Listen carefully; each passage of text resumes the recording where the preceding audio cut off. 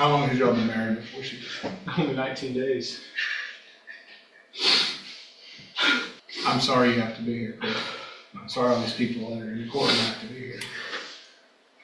You and I spoke about this case, the legal side of it, and what can possibly happen. What are you asking Judge West to do today? I think the only thing that can be done is the maximum sentence.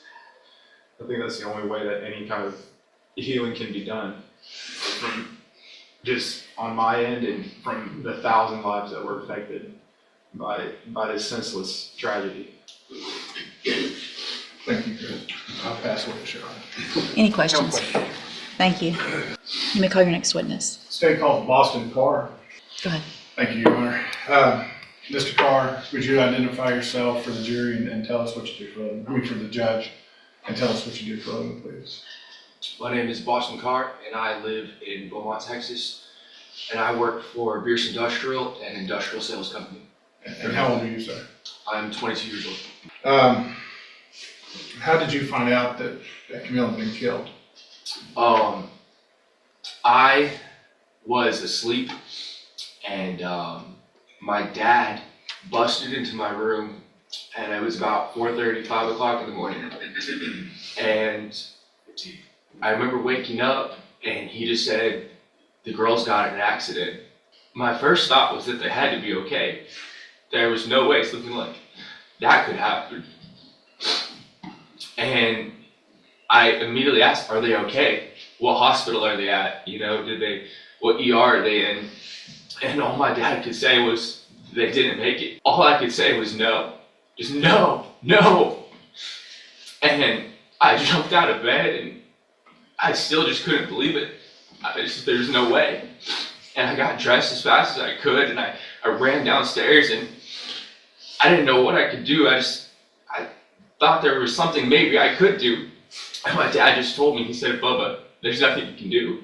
There's nowhere you can go. Can't do anything.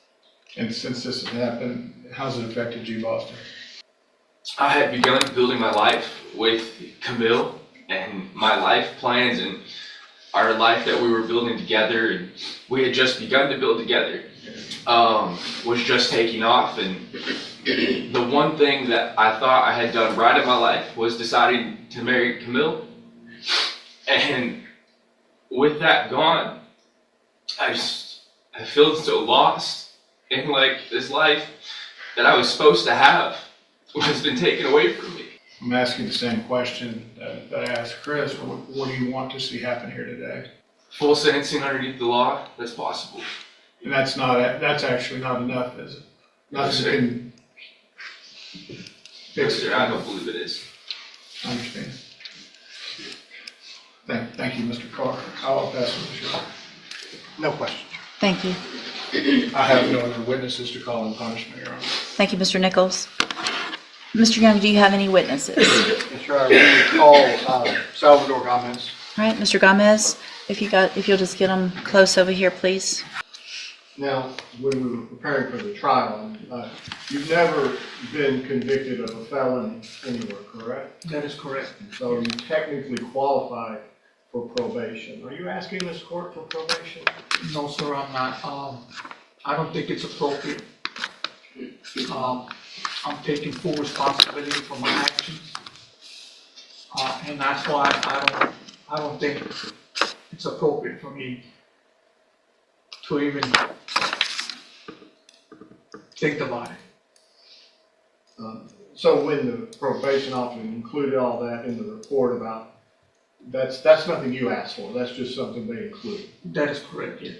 So I think the last thing is there anything you want to say to the families of Ms. Eisenhower this morning? Yes, I will. To the Eisenhower family, to the Marty family, Mr. Staggs, Mr. Carr, there's nothing that I can say, nothing that I can do to bring your loved ones back. Ever. The remorse and the shamefulness that I feel about this is unthinkable. Nothing that has happened to me compares to the destruction that I've caused in your lives. I've destroyed your lives.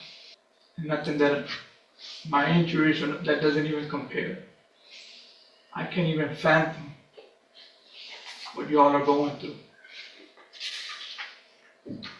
I really don't. And I've thought about this for over a year. And I just can't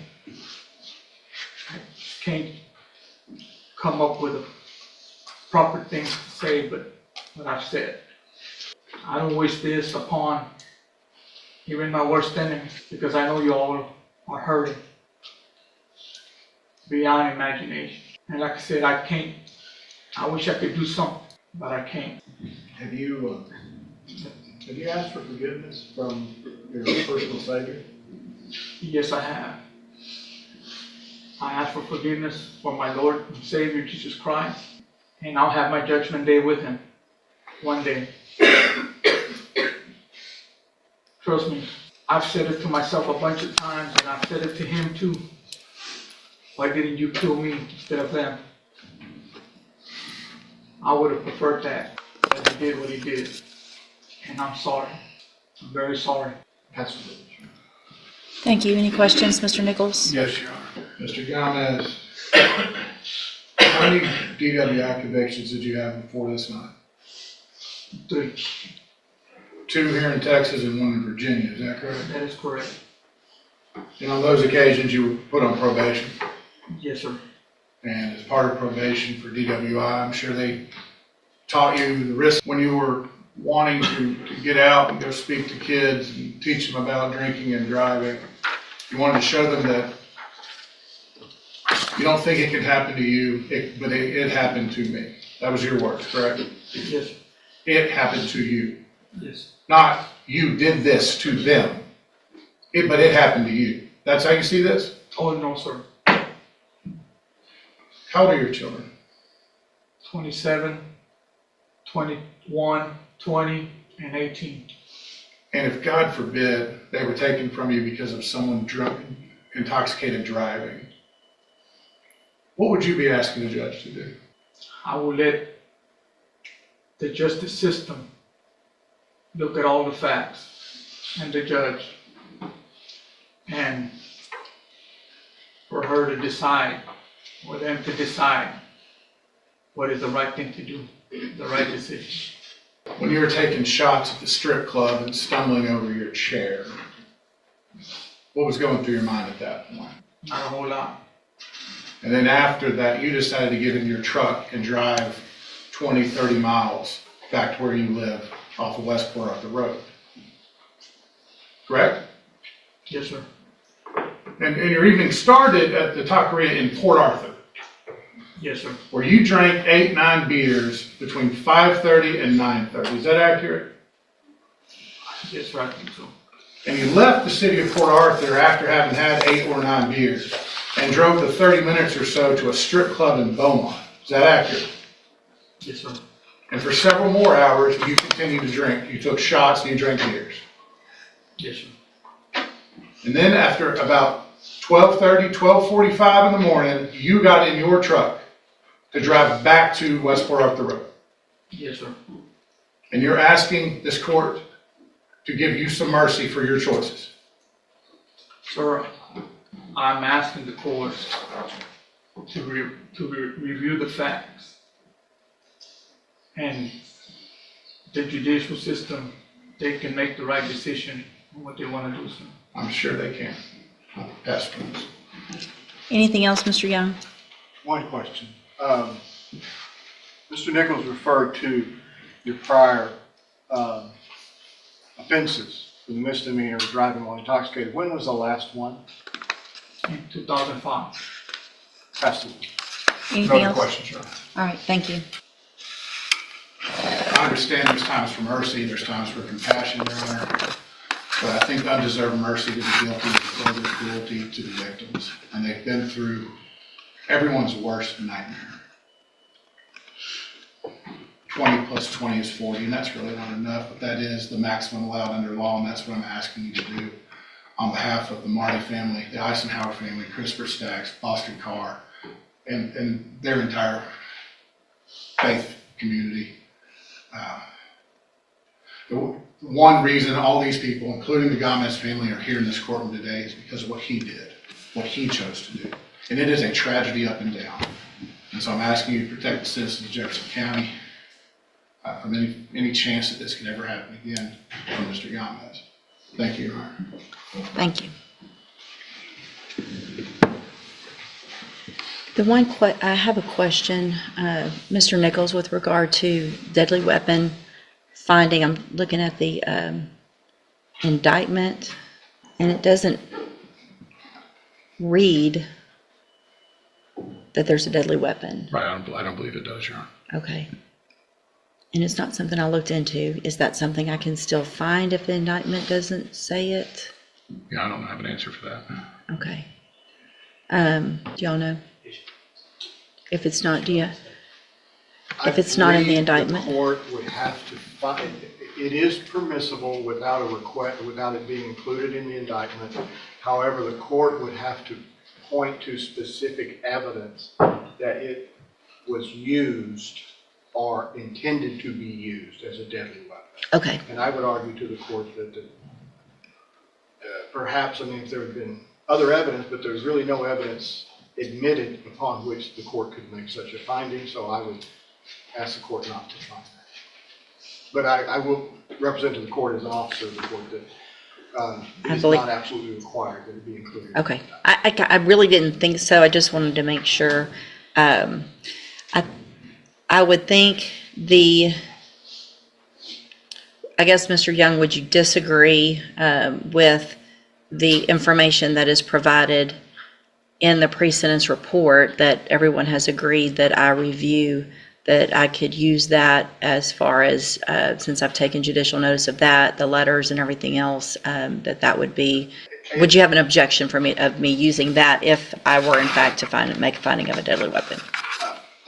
Your Honor, I think the court can consider all evidence before the court, and if there is evidence that the court can point to that says this supports the finding of deadly weapon, obviously we can't contest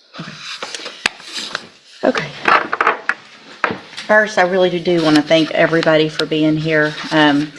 We don't have full courtrooms like this. These, just as both of the attorneys said, these are some of the most difficult cases that any judge has to deal with for many reasons, obviously. Mr. Gomez, had you been in, well, I'm not sure that it would matter, but had you been in here and this was your first DWI, there might be some sense of what your attorney was asking for me, which is true. I mean, I have to detach myself from the emotional part, which is, it's impossible, but it's required, and I do the best I can to do that. And there are things about you and your life in the past that are good. There are things that the 3 prior DWIs should have taught you. Your age, you're 52 now, 53 now. You know, it's the 3 DWIs previously, even though they're older, and your age, it's not the establishment's fault. Did they violate the law? Absolutely. You're a grown man. Grown man. Got into a vehicle, and you know from your history, you know from your age, you know probably from telling your own children not to drink and drive, and trying to probably instill that in them, and you did it, and you did this. So at this time, in cause number 24 DCCR 1651, I'm going to find you entered your plea of guilty freely and voluntarily, find sufficient evidence to find you guilty, and at this time find you guilty of intoxication manslaughter with a vehicle. I'm going to sentence you to a term of 20 years in the institutional division of the Texas Department of Corrections. There will be an affirmative finding of a deadly weapon. I am basing that on all of the information that's presented in both the pre-sentence report, the attached reports from the officers, in addition to the letters from Mr. Stacks, who unfortunately had to drive up and see this in person, from what they had to use to identify these 2 precious young lives. that there's no way that there is any doubt that you used your vehicle in a manner capable of causing death, and that you in fact did that. In cause number 24, DCCR 1652, I'm also going to find sufficient evidence to find you guilty, and at this time find you guilty of intoxication manslaughter with a vehicle. Sentence you to a term of 20 years. There will also be a deadly finding in that case based on the same information and evidence that I used in the previous one. That sentence will run consecutively to cause number 24, DCCR 1651. In cause number 24, DCCR 1653, I'm also going to find that you entered your plea of guilty freely and voluntarily, find sufficient evidence to find you guilty, and at this time find you guilty of driving while intoxicated, third or more. Find those prior offenses true.